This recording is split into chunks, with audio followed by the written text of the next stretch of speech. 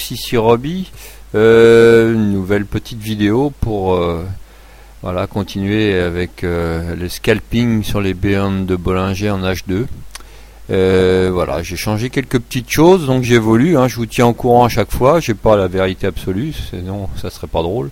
Donc je cherche, je teste, je regarde. Bon, il se trouve qu'en ce moment j'ai plus de travail dans mon travail perso, donc je suis moins toute la journée sur les graphes, et donc je peux pas trop jouer en scalping gourmand comme je faisais avant en accélération. Mais c'est toujours valable, hein, l'histoire du Shinku, pour ceux qui avaient suivi les vidéos dès le départ, qui casse la première bande de Bollinger en H2.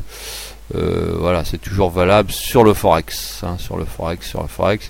Le scalping DAX le matin, je continue toujours en 1 minute. Avec, vous voyez, là j'ai un graphe 1 minute. Là, celui-là, il est en 15 minutes, mais je le mets souvent le matin en 1 minute, en 5 minutes, pardon, pour voir où se trouve la bande de le Bollinger, les bandes de Bollinger, pour voir où on se trouve, voir à peu près où on se trouve. Donc voilà, je m'aperçois qu'il n'y a plus la moyenne mobile en 5 minutes. Il faudra que je la rajoute. Je sais pas où elle a dû disparaître dans mes graphiques. Enfin, elle est là, elle est de ce côté-là sur le graphique 1 minute. Donc c'est déjà ça. Voilà. Autrement, voilà, pour vous dire, bon écoutez, hein, ce matin super, il y avait la bande de Bollinger, en écart type 3, c'est nouveau, hein, c'est d'aujourd'hui. Ça, du coup, j'avais que sur le DAX et sur les indices, voilà, j'avais que celle-là, celle de 2,5. Et puis j'ai dit, pourquoi je ne ferais pas comme sur les autres paires en Forex, où j'ai mis les 3, c'est-à-dire une de 2, une de 2,5 et une de 3, c'est-à-dire en gros, là je pourrais passer dans le move en accélération, c'est-à-dire dans le sens de la tendance. Là je commence à déboucler mon trade pris dans le sens de la tendance, je vais passer dans l'autre sens et mon short sera sous cette zone. Bon, vous voyez que ce matin on l'a bien dépassé, hein. Bon, il se trouve que j'étais pas là à cette heure-là. 10h, j'étais déjà parti en rendez-vous, donc très bien. J'ai fait quelques pipes dans cette zone-là. J'ai pris, si, je vois que j'ai pris quand même plus bas. Oui, dès qu'on passe en dessous, c'est à 10h30 mon rendez-vous, autant pour moi. Et donc j'ai fait 4 pipes, vous voyez, ici et puis ici, et 2,5 ici. Donc là c'est en moyenne, hein, puisque j'en prends plusieurs. Généralement, vraiment, quand on dépasse celle de 3, je dis pas qu'il faut y aller les yeux fermés, parce que je sais pas moi qui vais vous dire ça, hein. On sait jamais comment ça peut arriver, il suffit qu'il y ait un crack, qu'il y a quelque chose, donc on met des stops quand même, mais je vous dirais que je n'en mets pas toujours, ce qui est pas très bien, mais voilà, surtout s'il y a des pannes de courant ou autres dans ma Bretagne profonde.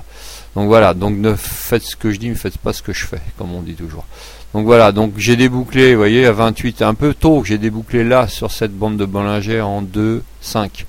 Tous mes shorts, enfin le dernier short que j'avais, et j'ai attendu qu'on descende encore un petit peu sur en bas, et j'ai commencé donc à prendre des shorts quand on a dépassé là. J'ai fait quelques pipes, j'en ai gardé un dernier avec un stop 0 que j'ai débouclé quand je suis revenu de mes rendez-vous. Vous voyez, ça avait redescendu un petit peu, donc j'ai pas vendu vraiment où il fallait, mais enfin bon, j'aurais pu revendre sur la première bande de Bollinger en écart type 2, hein, vous voyez que ça travaille entre les deux. Voilà, quand je dis travailler une zone, c'est tout à fait ce que j'entends sur le Forex, mais même, vous voyez, sur les indices. Voilà, autrement, quoi vous dire. Donc, quand je suis revenu à midi, qu'est-ce que j'ai vu? Non, ce matin, il y avait le GBP USD. Donc, j'ai fait déjà une première touchette, là, ici, 3. On aurait pu aller plus haut. Et là, pareil. Alors après, voilà, vous voyez, on retrouve la Kijun, pour reparler d'Ishimoku, 15 minutes. C'est ce que je n'ose pas encore faire, c'est-à-dire tenir les trades au moins sur un trade plus longtemps. Parce que je pense que là, écoutez, ça fait quand même plusieurs fois que je l'ai marqué sur Twitter, à chaque fois, presque tout le temps, il y a au moins, voilà, alors il faut attendre plus longtemps, là ça devient du scalp un peu plus long, et ben on retouche la 15 minutes et puis on peut repartir dans l'autre sens. Ça, le nombre de fois que je l'ai vu et que j'ai dû vous le dire, tiens, vous voyez, là j'ai pas pris de trade dessus, regardez encore une fois, hein, c'est vraiment flagrant, paf, la 15 minutes fait blocage, et je pourrais en retrouver plein. Alors non, pas celui-là, ce matin, voilà, exact, tiens, je viens de le voir encore, j'ai pris, j'aime pas l'euro USD, j'ai quand même pris, vous voyez, j'ai même débouclé petit bras, 2,5, et ben regardez, on est même passé au-dessus.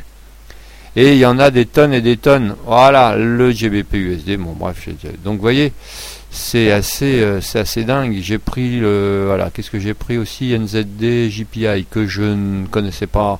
J'ai dit allez, il était vraiment sur les hauteurs. Donc vous voyez, j'ai fait 3 et 3, 5. Là, on n'a pas touché la Kijun, ça m'étonnerait pas. Voilà, pour les curieux, regardez dans l'après-midi si on ne retourne pas toucher cette Kijun. Donc voilà, c'était juste... ah oui, 6 choses importantes que je voulais vous dire. Ce que j'ai remarqué, là c'est du... On va se mettre en 15 minutes partout, ça sera peut-être plus simple. Voilà, regardez la bande de Bollinger en 15 minutes. Dès qu'elle dépasse au-dessus, au moins, alors déjà la première, mais déjà la deuxième, écart type 2-5, écoutez là, et alors là d'autant plus qu'on est passé au-dessus, écoutez, bon là j'ai des rendez-vous cet après-midi, mais vraiment, je pourrais prendre les yeux fermés, quitte à mettre un stop, voilà, au-dessus. 90-90, prendre voilà, si j'avais pris tout là-haut, vraiment reprendre un short. Alors c'est pas bien, je sais, de dire les yeux fermés, parce que je voudrais pas que tout le monde s'emballe. Mais écoutez, j'ai marqué sur Twitter que j'avais un très bon pourcentage. J'ose pas vous dire que sur tout, mais je vais quand même vous le dire, hein, parce que si vous regardez les vidéos, c'est que ça vous intéresse. Sur tous mes trades que j'ai fait avec cette méthode, je n'ai pas eu une seule perte. Je peux vous assurer, je vous ai déjà montré en toute transparence. Alors quand je dis pas une seule perte, ça veut dire sur le nombre de trades travaillés. Évidemment, sur les paires en JPI, j'ai eu plus de manne. Je me souviens que GBP JPI, j'ai vraiment ramé pour sortir à zéro. J'étais mal, voilà, ça continuait de monter, mais en prenant des trades. Donc maximum 10 trades. Donc c'est à vous de voir avec votre levier, hein.